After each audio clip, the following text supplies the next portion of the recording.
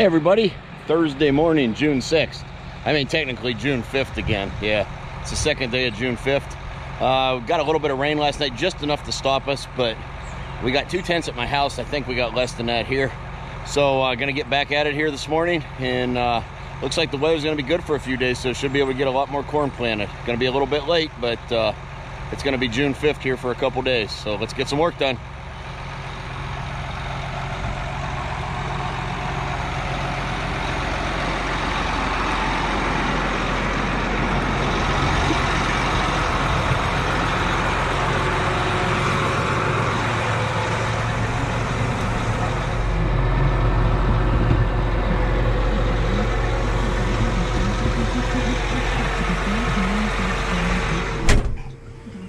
I think we're gonna have to clean that window.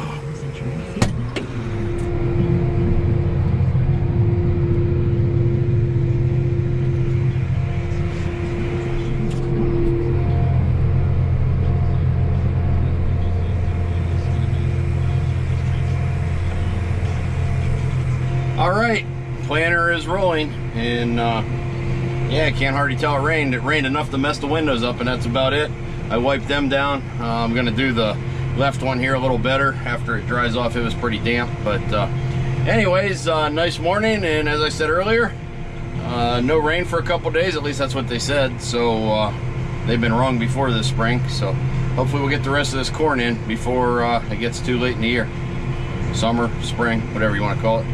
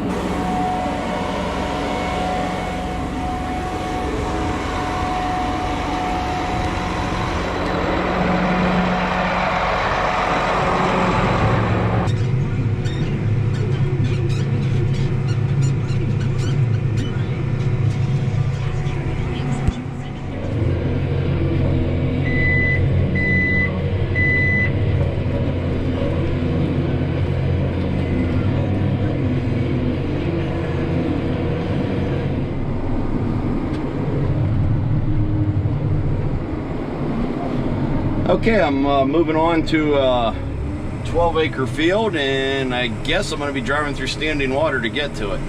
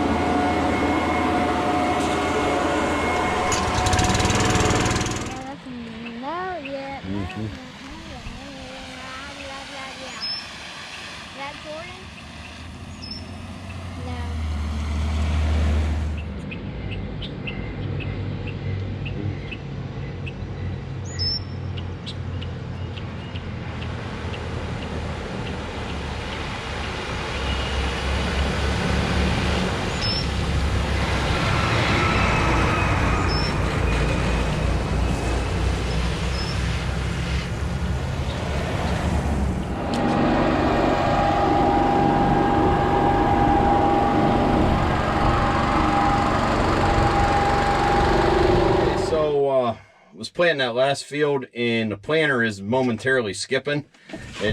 If you look at the monitor, it doesn't show that it's completely quit planting, but you're getting little skips on the map. So anyways, the salesman from Canning come out. He messed with it a little bit. We finished that field, moved to another one. It's still doing it, so waiting on someone to come out and look at it. So some of you may not believe this, and some of you may not like to hear this, but apparently John Deere's break down too. So I've had people tell me different, but I think they all break. But anyways, someone's coming out, and hopefully we'll be back planting here shortly. So I'm going to sit here and eat my lunch because there's not much else I can do. Might run back and get the four-wheel drive and the field cultivator. It's about 15 miles away, and bring it up here, maybe work some ground or something. But anyways, I'm going to eat my lunch and see where the rest of the day.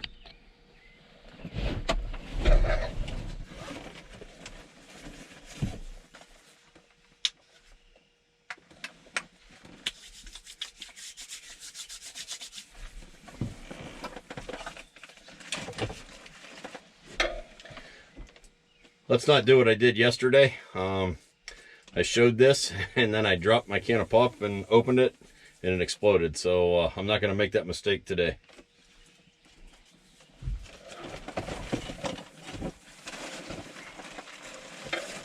Same as yesterday: ham, roast beef, turkey, provolone cheese sandwich with lettuce, tomato, onion, and potato chips.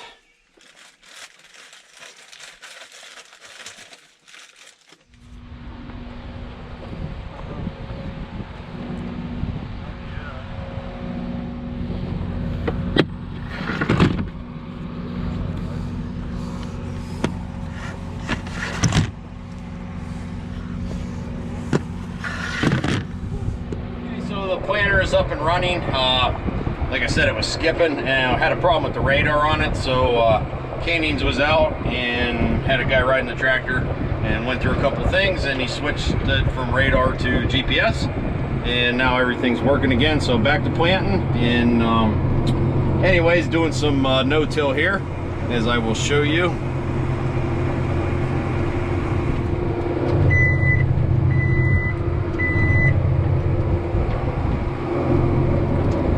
So I'm full of fertilizer, full of seed. Should be able to knock some acres out now.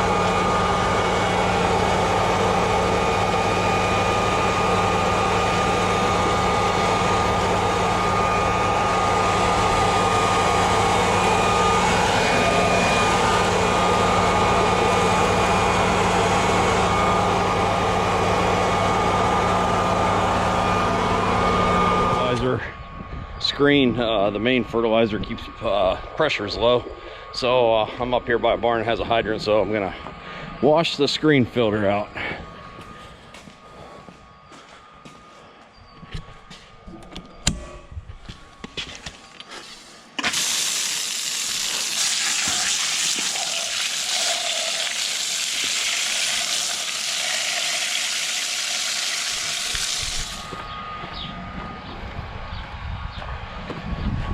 All right, filter's clean, and just walking back to the tractor here.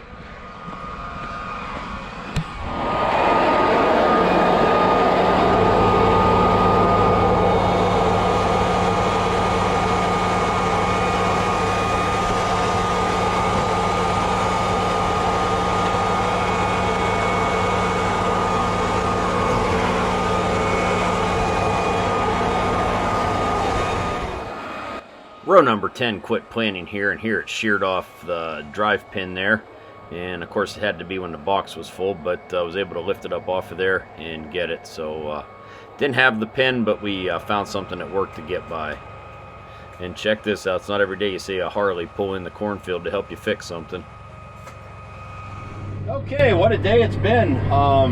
We're getting a lot done, but I've been in and out of this tractor a lot. I know a lot of people think farming's easy. Just drive tractors up and down the field, back and forth, and now with the auto steer, you don't even have to hold on to the steering wheel and pay attention to make sure you're driving straight. But anyways, I've been in and out of here a lot. Fertilizer plugging up this morning, and then of course the drive quit. It wasn't mapping correctly, it was skipping, the planter was skipping. So they got that fixed. Canning's come out, fix that. And then row number 10 quit planning here. So anyways, tried messing around with a couple things, didn't get it. And then Jeff come out, and we ended up taking the seed box off, which was full. So anyways, there was a little drive pin on there that sheared off. So we didn't have the exact one here, but we had something in the truck that would work. So we got it going. So anyways, hopefully you'll be in here for a little bit now. And I forget what I was gonna say.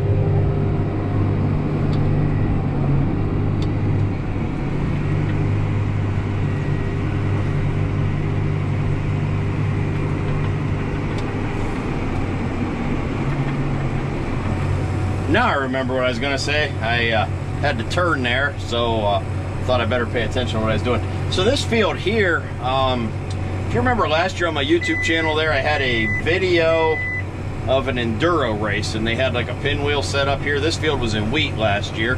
Took the wheat off, and then Treaty City Motorcycle Club had a enduro, family enduro, and part of it was in this field. So anyways, then come in after the race, and they put a cover crop in here of various things, and of course that a lot of that died off over the winter. They sprayed it and just run the vertical till over this earlier today. So anyways, kind of neat. It'll be interesting to see how this field does with the cover crops and stuff. That's something everybody's really pushing. Of course, when I was a kid, we actually used to grow a lot of cover crops on the sweet corn ground, and I think we were the only ones, but now cover crops are becoming kind of a big deal. So anyways, we'll have to keep progress or see how this field does through the summer and so forth through the growing season, and then see how it yields.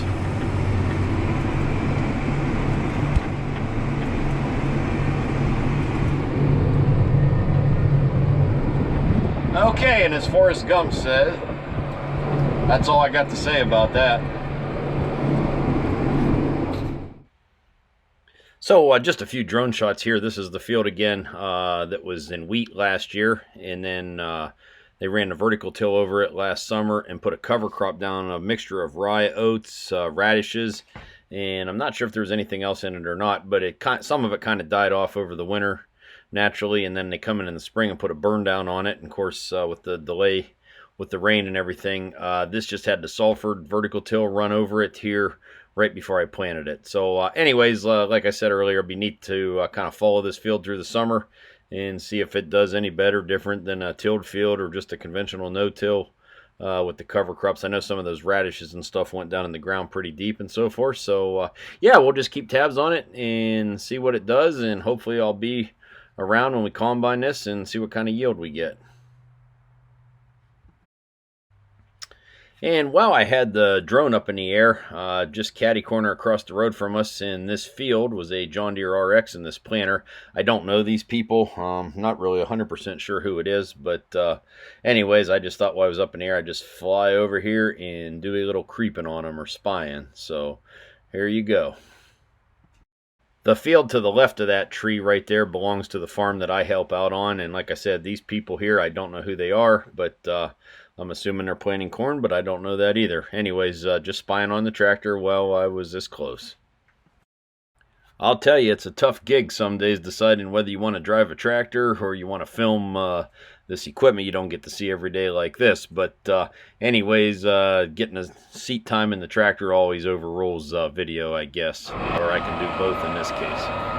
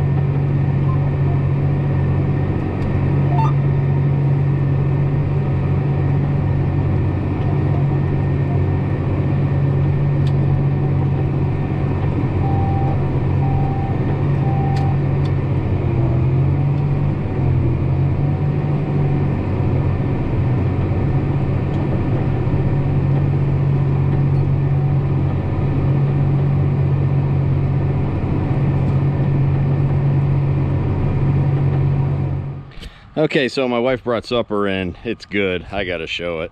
She's running from the camera. She doesn't like to be on camera, but I had to cook my own breakfast this morning because she was getting ready for work and I didn't want to put her through it, so she felt bad, so she has made me supper and brought it about 13 miles from home. And let's see what we got. Oh yeah, pork chops, potatoes, and peas. Yeah, I think that'll do. So while I was eating my dinner, I could see a white tractor coming down the road right here, and a guy up the road, I filmed his white combine a couple years ago, and I believe this is a 4225, but he took the cat motor out of it and put a Cummins in, and he had decals on it that says it's a 4250, which I don't believe White ever built such a thing.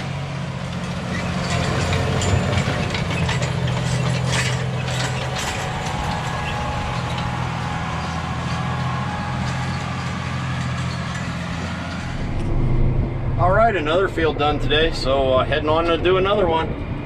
It's gonna be dark here. It's a pretty small field, and get that done, and then maybe get into a bigger field for the nighttime. So let's keep moving along.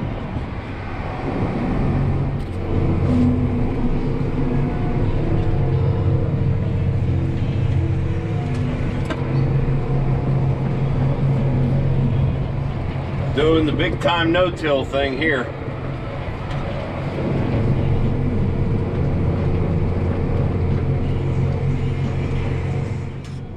So this is a 30-acre field here and was finishing up in the dark. No-till. This had winter wheat in it. Was harvested last year, just sat fallow. And I'll tell you what, this is a night where GPS is really nice here, because it's would be very hard to see your mark or something in this, especially in the nighttime. So we ended up getting moved to another 30-acre field and got the planter all filled up and so forth, and called it a night here.